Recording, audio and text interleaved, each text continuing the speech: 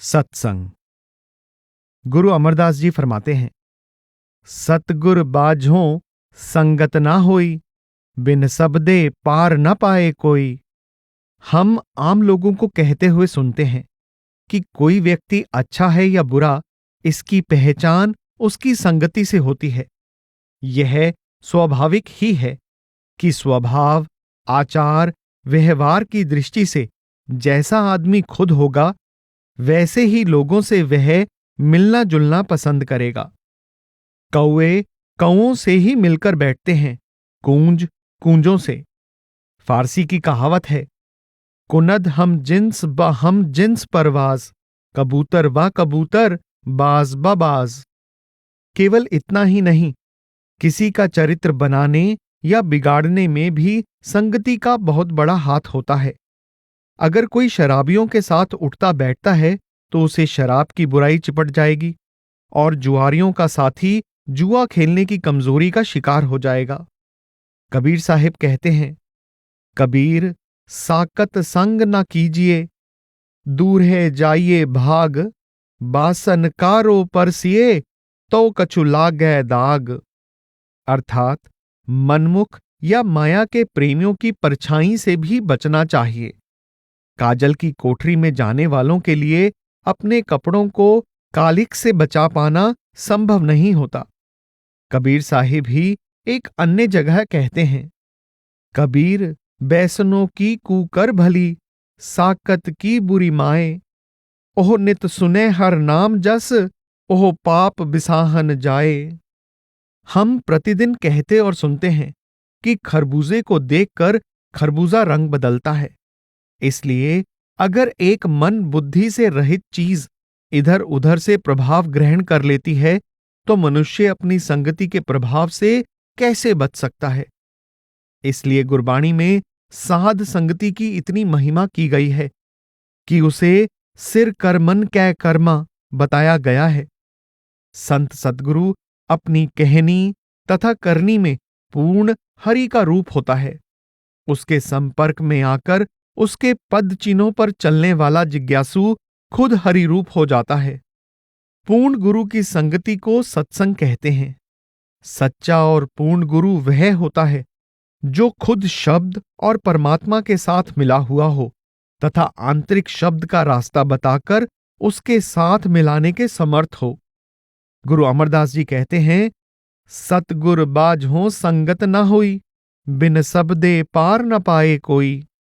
जिस प्रकार शब्द की कमाई से सद्गति प्राप्त होती है, उसी प्रकार सद्गुरु की मौजूदगी से उसके निकटवर्तियों को सत्संग का लाभ मिलता है। सत्संग की पहचान के लिए उसका एक अन्य गुण गुरु नानक साहिब बताते हैं, सत्संगत कैसी जानिए, जिथै एको नाम वखानिए। उसमें केवल प्रभु का जिक्र होता है। सांसारिक समस्याएं विचार या चर्चा का विषय नहीं बनती। संत भूले भटके जीवों को संसार के माया जाल से निकालकर ले जाने के लिए संसार में आते हैं। फिर वे इस प्रयोजन के विपरीत संसार के झगड़ों में क्यों उलझें और अपने संपर्क में आई आत्माओं को क्यों उलझाएं। सतसंगत में नाम निर्मोलक, वड्डे भाग पाया जाई।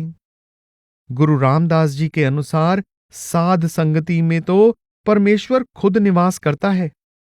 मिल सतसंगत खोज दसाई, विच संगत हर प्रभ वसै जियो। जहां वह करण कारण बसता हो, वह संगत क्यों किसी भी प्रसाद और बख्शिश से खाली रहती होगी।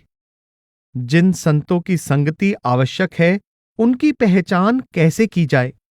गुरु अर्जन साहिब का उत्तर है, एह निशानी साध की, जिस पेटत तरिए, जम कंकर नेड न आवई, फिर बहुड़ न मरिए, पवसागर संसार बिख, सो पार उतरिए। उनके दर्शन करने से ही मन परमेश्वर की ओर खिंचा चला जाता है। आवे साहिब चित, तेरिया भगता डिठिया, और पेटत संग पार ब्रह्मचित आया, संगत करत संतोख मन पाया। साध की संगति करने से मन की मैल दूर होती है, मैल दूर होती है और जीव पाप कर्मों की ओर से विमुख होकर आवागमन से मुक्त हो जाता है। साध कै संग मुख ऊजल होत, साध संग मल सगली खोत। और पंच चोर आगे पगे, जब साध संगेत। माया जो नागिन की भांति सारे संसार पर लिपटी हुई है, सत्संग की रेखा पार नहीं करती, इससे दूर ही रहती है। कर कृपा सत्संग मिलाए, नानक ताकै निकट न माए। साध की संगति बड़े बड़े कर्मों पर लकीर फेर देती है, मन को निर्मल कर देती है और इस तरह आवागमन का चक्र समाप्त हो जाता है। कोट अपराध साध संग मिटै, और सुन साजन मेरे मीत प्यारे, साध संग खिन माहे उधारे। किल विख काट हुआ मन निर्मल, मिट गए आवण जाना जियो। जिस किसी को साध संगति की ओट प्राप्त हो जाती है, वह यमदूतों के वश में नहीं आता। साध संगत होए निर्मला, कटिए जम की फास। पांचवी पातशाही गुरु अर्जन साहिब ने परमेश्वर को संबोधित करते हुए कहा है कि अगर तेरे संतों से वचन विलास करने का अवसर मिल जाए तो किसी अन्य द्वार से ज्ञान, ध्यान या बड़ाई करने की आवश्यकता नहीं रहती, क्योंकि वह सब उनकी संगति से प्राप्त हो जाता है।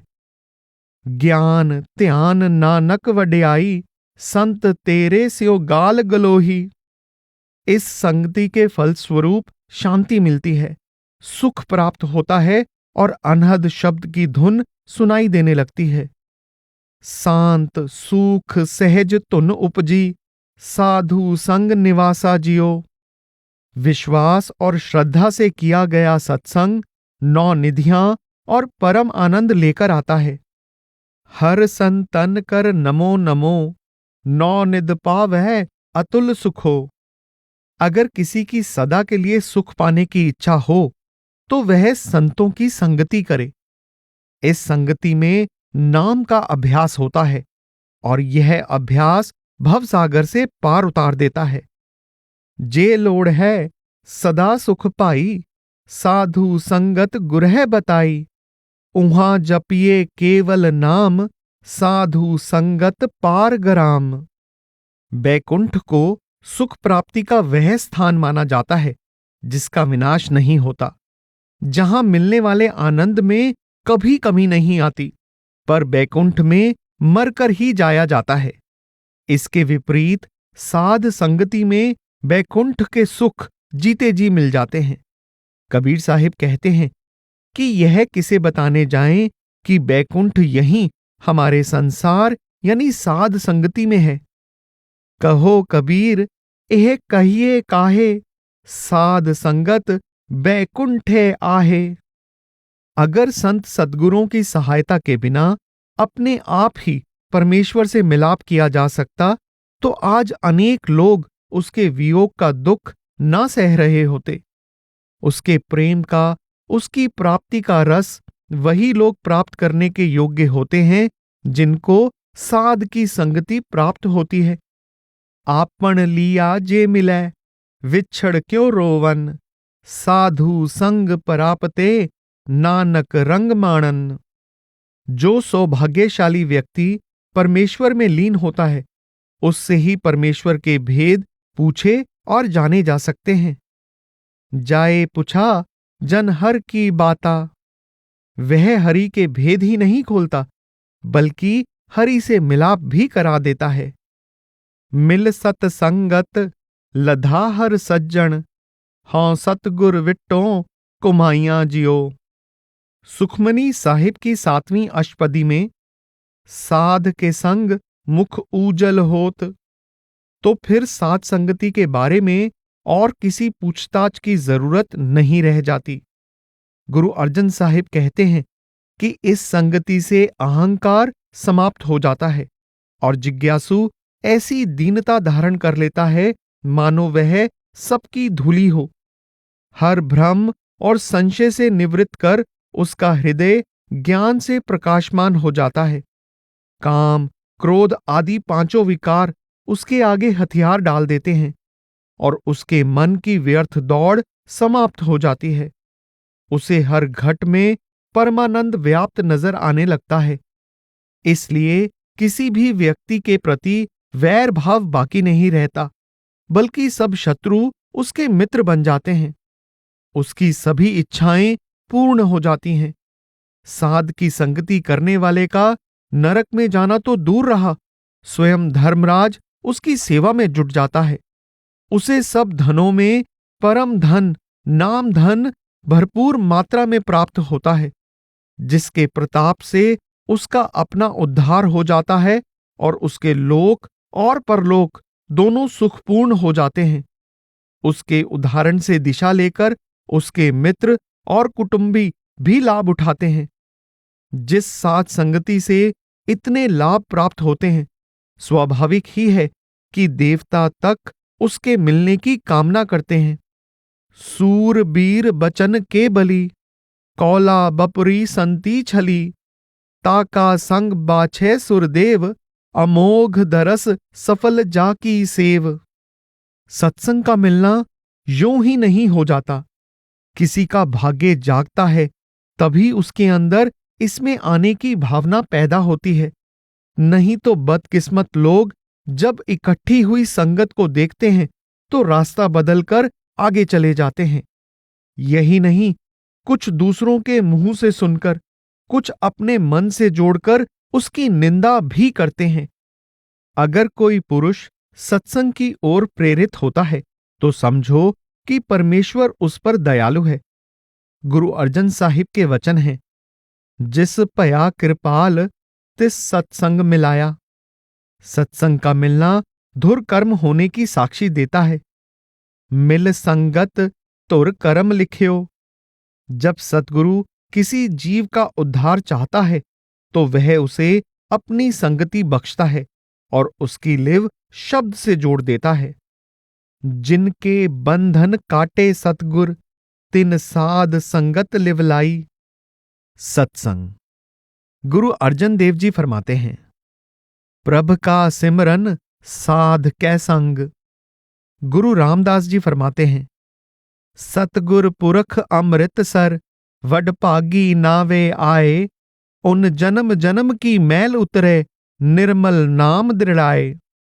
गुरु नानक देव जी फरमाते हैं, पाई रे हर हीरा गुर माहे, सतसंगत सतगुर पाइये, एहनिस सबद सलाहे। और जग जीवन दाता हर मन राता, सहज मिलै मिलाया, साध सभा संतां की संगत, नदर प्रभु सुख पाया। तथा बिन भागां सतसंग न पाइये, करम मिलै हर नाम हरि। फिर पारस पेट कंचन तात होई, सतसंगत की वड्याई। कबीर साहिब फरमाते हैं, पारस कै संग तांबा बिगड़्यो, सो तांबा कंचन होए निबर्यो, संतन संग कबीरा बिगड़्यो, सो कबीर रामे होए निबर्यो। और कबीर चंदन का बिरवा, भला बेड़ियो ढाक पलास, ओई भी चंदन होए रहे, बसे जो चंदन पास।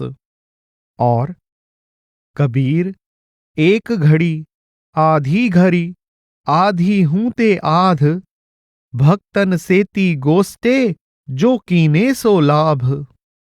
गुरु अर्जन देव जी फरमाते हैं, काम क्रोध लोभ मद खोए, साध के संग किल बिख सब धोए। और काम क्रोध लोभ मद निंदा, साध संग मिटया अभिमान। गुरु रामदास जी फरमाते हैं, साकत नर प्राणी सद भूखे, नित भूखन भूख करी जै, तावत ताए तावै प्रीत माया, लख कोसन को बिथ दीजै। गुरु अर्जन देव जी फरमाते हैं, टूटे बंधन जास के, होआ साधु संग। भाई गुरदास जी अपनी वारा में फरमाते हैं, साध संगत सच खंड है, भगत वछल हुई वसगत आया।